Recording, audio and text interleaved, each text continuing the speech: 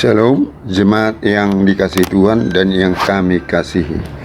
Terpujilah Tuhan kita Yesus Kristus yang sangat mengasihi, menjagai, melindungi, dan memberikan kesehatan dan sukacita dari Tuhan kepada kita semua. Pada hari ini kita memperingati hari kenaikan Yesus ke surga. Kita belum bisa merayakan secara bersama-sama di gereja, tetapi yang pasti ketika kita melakukan ibadah hari kenaikan di rumah kita masing-masing, lawatan Tuhan pasti terjadi bagi setiap keluarga. Puji Tuhan. Kita akan baca di dalam Lukas pasal 24 ayat 50 sampai yang ke 52. Lalu Yesus membawa mereka keluar kota sampai dekat Betania. Di situ ia mengangkat tangannya dan memberkati mereka. Dan ketika ia sedang memberkati mereka, ia berpisah dari mereka dan terangkat ke surga. Mereka sujud menyembahnya, lalu mereka pulang ke Yerusalem dengan sangat bersukacita.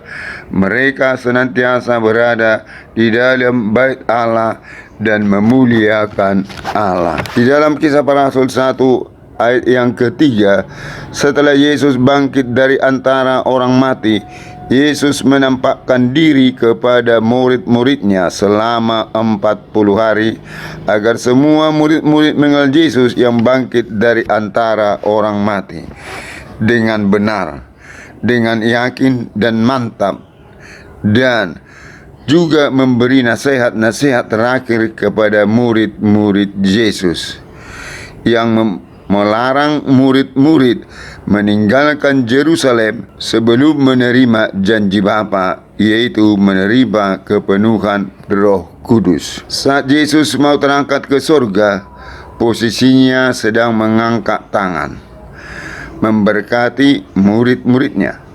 Murid-murid menyembah Yesus, sikap hormat, sikap rendah hati, menerima berkat Tuhan. Mari kita teladani murid-murid Yesus di dalam menerima berkat Tuhan, yaitu dengan rasa hormat, rendah hati, dan hati yang terbuka. Murid-murid pulang dengan sangat bersukacita. Kenapa? Karena mereka benar-benar yakin telah menerima berkat Tuhan. Jadi, ketika dua berkat, arahkan hatimu dan tadahkan tanganmu menerima berkat Tuhan dengan iman, sehingga setiap pulang ibadah membawa pulang berkat-berkat Allah dengan sukacita seperti murid-murid Yesus. Mereka senantiasa di dalam bait Allah dan memuliakan Allah. Di dalam Kisah Para Rasul 1 ayat 12-14 kita baca, setelah mereka kembali ke Yerusalem, mereka naik ke suatu ruangan untuk berdoa. Mereka semua bertekun dengan sehati dalam doa bersama-sama dengan beberapa perempuan serta Maria ibu Yesus dan dengan saudara-saudara Yesus. Ini mereka lakukan untuk mentaati perintah Yesus supaya mereka menerima kuasa dari tempat tinggi, yaitu kepenuhan Roh Kudus. Mereka melakukan ini dari hari ke-40 sampai hari ke-50, yaitu hari pencurahan Roh Kudus. Dan pada hari Pentakosta mereka semuanya penuh dengan Roh Kudus. Kisah Para 1 ayat 8. Tetapi kamu akan menerima kuasa kalau Roh Kudus turun ke atas kamu, dan kamu akan menjadi saksiku di Yerusalem dan di seluruh Yudea dan Samaria dan sampai ke ujung bumi. Setelah murid-murid itu menerima Roh Kudus, mereka menerima kuasa kebangkitan Yesus. Mereka dipulihkan, diberikan keberanian memberitakan Injil, dan berbagai mujizat terjadi pada pelayan mereka. Untuk kita mengalami pemulihan, kita harus menerima kepenuhan Roh Kudus. Puji Tuhan. Ada 4 hal yang dilakukan Yesus ketika dia naik ke surga. Yohanes 14 ayat 1-3. Jangan gelisah hatimu, percayalah kepada Allah, percayalah juga kepada orang yang gelisah. mengalami hidup ini adalah orang-orang yang tidak percaya kepada Allah dan kepada Yesus. Percaya di rumah Bapa di surga banyak tempat tinggal. Kita harus percaya bahwa di rumah Bapa di surga banyak tempat tinggal. Kita tidak perlu bimbang, cemas kalau dunia ini lenyap beserta segala isinya. Rumah kita ada di surga. Firman Tuhan ini dulu kepada murid-murid Yesus, tetapi sekarang kepada umat tebusan Tuhan, kepada orang percaya. Pada 2 minggu yang lewat, kami telah menyampaikan firman Tuhan, bukti orang percaya, Markus 16 ayat 15 sampai 20. Percaya dan dibaptis akan diselamatkan, mengusir setan demi nama Yesus, menerima Roh Kudus, memegang ular dan minum racun tidak mencelakakan, tumpang tangan atas orang sakit sembuh, rumah tempat tinggal orang percaya disediakan Tuhan di surga. Alangkah berharganya umat tebusan Tuhan, orang percaya di hadapan Tuhan, sampai Ia menyediakan tempat tinggalnya di surga. Apakah semua jemaat Philadelphia rindu masuk surga? Kalau rindu masuk surga, daftarkan dirimu, namamu pada kitab kehidupan. Jika namamu tidak terdaftar, kamu tidak bisa masuk surga, tetapi bisa masuk neraka. Untuk dapat menerima bansos seperti sekarang ini, namanya harus terdaftar. Di dalam Wahyu pasal 20 ayat 15, dan setiap orang yang tidak ditemukan namanya tertulis dalam kitab kehidupan itu, ia dilemparkan ke dalam lautan api itu. Ngeri sekali jika namamu tidak terdaftar pada kitab kehidupan. Bagaimana caranya supaya namamu terdaftar dalam kitab kehidupan? Markus 16 ayat 15, siapa percaya dan dibaptis akan diselamatkan. Ketika kita sudah percaya dan dibaptis, kita meninggal masuk surga. Tetapi ketika kita masih hidup, kita harus penuh Roh Kudus agar kita mampu mentaati firman-Nya, bisa hidup dalam Kristus, bisa melakukan segala kehendak Allah seperti firman yang kami sampaikan pada hari Minggu yang lewat. Yohanes 14:16, aku akan minta kepada Bapa dan Ia akan memberikan kepadamu seorang penolong yang lain, supaya Ia menyertai kamu selama-lamanya. Roh Kudus akan menolong kita mentaati firman Tuhan. Yang kedua, untuk mencurahkan Roh Kudus. Di dalam Kisah Para Rasul 2 ayat 33, dan sesudah Ia ditinggikan oleh tangan kanan Allah dan menerima Roh Kudus yang dijanjikan itu, maka dicurahkannya apa yang kamu lihat dan dengar ini, seperti yang terjadi pada hari Pentakosta. 3. Berdoa syafaat bagi orang percaya. Ibrani 9 ayat 24.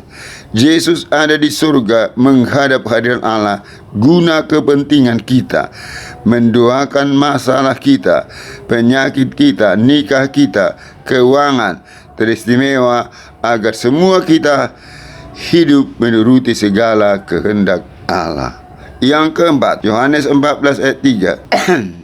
Dan apabila aku telah pergi ke situ dan telah menyediakan tempat bagimu, aku akan datang kembali dan membawa kamu ke tempatku, supaya di tempat di mana aku berada, kamu pun berada. Renungkan dulu kebaikan Tuhan bagi seluruh jemaat Philadelphia. Ketika Yesus datang kembali, Dia menjemput orang percaya yang sudah siap. Siap berarti hidup dalam kebenaran, melakukan kehendak Allah, hidup di dalam kekudusan. Hal itu dibuktikan seperti kehidupan jemaat Philadelphia yang asli, yang tertulis di dalam Alkitab. Wahyu 3 ayat 7 sampai yang 11 kita akan baca. Bisa dibaca nanti sebagai PR-nya. Jemaat Philadelphia taat kepada firman Tuhan. Apakah menurut saudara-saudari jemaat Philadelphia itu tidak memberi persepuluhan? Jawab sendiri. Tidak menyangkal nama Tuhan pada saat yang sulit, penderitaan, aniaya, hidup berkemenangan. Philadelphia artinya kasih persaudaraan. Satu-satunya jemaat yang tidak ada teguran Tuhan adalah jemaat Philadelphia. Meneladani jemaat Philadelphia yang tertulis di Alkitab berarti saudara-saudari siap menyongsong kedatangan Tuhan Yesus kedua kali yang sudah semakin dekat. Tujuan supaya semua jemaat Philadelphia siap menyongsong kedatangan Tuhan Yesus kedua kali untuk menjemput kita ke rumah Bapa di surga. Puji nama Tuhan. Mari kita berdoa. Bapa, di dalam nama Tuhan Yesus, sungguh kami bersyukur dan berterima kasih kepadamu karena Engkau sangat baik, Engkau sangat mengasihi kami, yang selalu membela, memelihara, menjaga, melindungi kami. Dan pada hari ini kami telah menerima firman Tuhan, yaitu tentang kenaikan Tuhan Yesus, di mana Tuhan Yesus ketika naik ke surga adalah tujuannya untuk mencurahkan Roh Kudus kepada umat Tuhan. Tuhan, tolong kami semuanya. Bagi kami yang belum Roh Kudus, tolong kami Tuhan, supaya kami sungguh-sungguh berdoa dan penuhkan kami semuanya dengan Roh Kudus-Mu. Dan kami rindu ya Tuhan, yaitu untuk Tuhan ketika Yesus kembali ke rumah Bapa di surga, supaya Tuhan kami sungguh-sungguh siap menyongsong kedatangan Tuhan Yesus yang kedua kali, yang sudah menyediakan tempat bagi orang percaya, yaitu Tuhan ketika kami sungguh-sungguh siap seperti jemaat Philadelphia, taat kepada kebenaran firman Allah, taat melakukan kehendak Allah, hidup dalam kebenaran, hidup berkemenangan di dalam kesulitan, di dalam berbagai tantangan, di dalam berbagai yaitu situasi apapun. Bahkan seperti umpamanya virus corona ini, mereka tetap hidup berkemenangan adanya dan memiliki persaudaraan yang tulus ikhlas. Ketika kami meneladani hidup jemaat Philadelphia yang dahulu, maka kami adalah orang-orang yang telah siap menyongsong kedatangan Tuhan Yesus yang kedua kali. Haleluya. Berkatilah firman-Mu sesuai dengan kasih karunia-Mu, sehingga kami semuanya Tuhan adalah orang-orang yang Tuhan pimpin mempersiapkan diri menyongsong Tuhan Yesus yang kedua kali. Haleluya. Di dalam nama Yesus Kristus kami terima berkat kebenaran firman-Mu. Haleluya. Amin.